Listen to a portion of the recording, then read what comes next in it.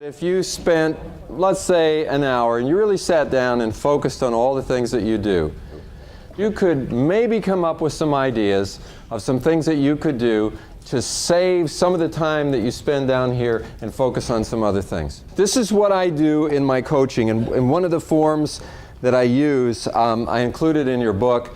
It's on page 7. And what you do with this is you look at all the activities, all the things that you do in the course of a week, and try to break them down into different activities.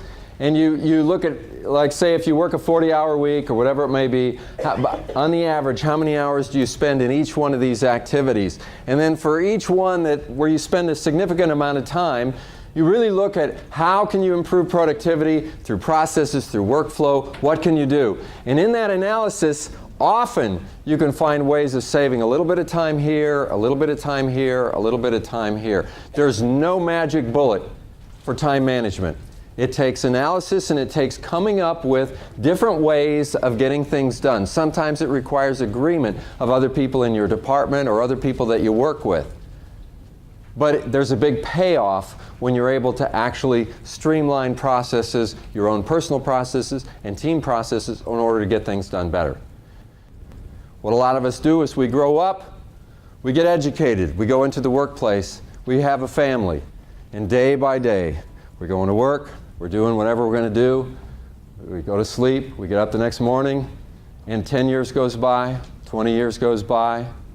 What are you accomplishing during your life? Are you accomplishing the things that you want to accomplish, the things that really mean something to you?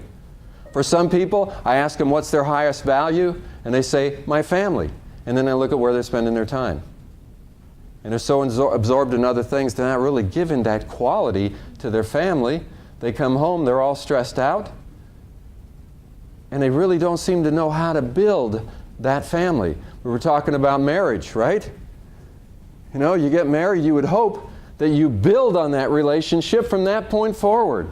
That your family, you build value, and that over a period of time, relationships get better. There's more joy, there's more happiness, but for a lot of people it goes in the opposite direction. There's something wrong. And so you look at it like this, say, what are the big rocks that aren't getting in the jar? Where do I need to put my focus? Why isn't this working for me? It's not that hard when you sit down and look at it. It's just like analyzing your day. You can analyze your life. Say, what do I need to do to bring it all together to create more value? That's time management. But it's really life management.